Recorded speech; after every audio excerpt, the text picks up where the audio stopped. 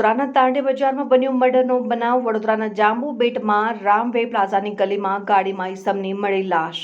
કેટરિંગનો વ્યવસાય કરનાર યુવકનો થયો મર્ડર। બાબુસિંહ લાલસિંહ ચૌહાણ નામના ઈસમનો થયો મર્ડર। ઘટનાની જાણ થતાં પોલીસ દોડી આવી। Raopura police crime branch LCB સહિત ટીમ સ્થળ ઉપર હાજર।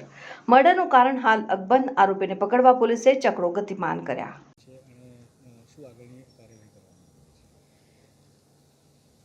પોલીસને મળતી માહિતી પ્રમાણે રાવપુરા દાંડી બજાર પાસે એક ગાડીનો એક્સિડન્ટ થયેલો એ માહિતી મળતા પછી પોલીસની ટીમ આવીને ચેક કરતા અંદર કોઈ વ્યક્તિને શંકાસ્પદ મૃત્યુ થયું હોય અને ચક્કુ મારીને એની હત્યા કરવામાં આવી એવું પ્રાથમિક તબક્કે લાગી રહ્યું છે।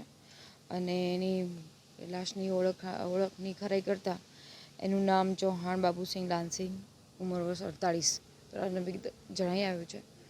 અને આ સમગ્ર ઘટના શું છે એની પોલીસની ટીમો તપાસ કરી રહી છે। કઈ દિશામાં અત્યારે હાલ FSL, ડોગ સ્ક્વોડ અને બીજી અને એજન્સી બોલાવી અલગ અલગ ટીમો પાડી અને શંકાસ્પદ કોણ કોણ છે એની તપાસ ચાલુ છે। સ્થાનિક સૂત્રો એવું કહે છે કે એક ભારતીય ક્રિકેટર પણ આ એમની સાથે હતો, એનામાં કેટલી શક્તિ?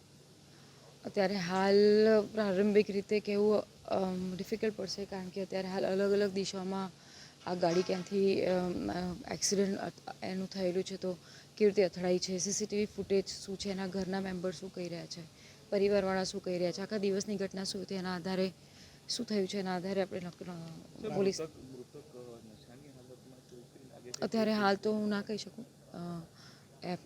એના બોડીનું પરીક્ષણ થાય એના પછી આપણે નક્કી કરીશું। પ્રાથમિક એનામાં અકસ્માત જ આવ્યો છે?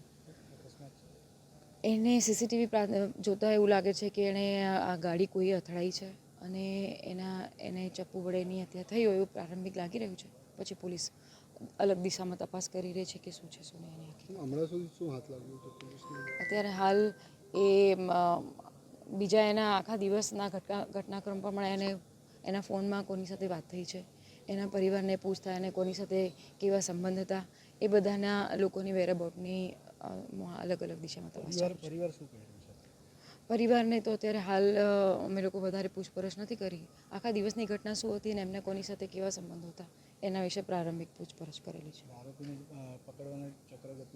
બિલકુલ અત્યારે હાલ અલગ અલગ ટીમો, ક્રાઇમની ટીમ છે, અમારી લોકલ એલસીબીની ટીમ છે, અને ડી સ્ટાફની ટીમ છે, પોલીસની ટીમો લાગી છે।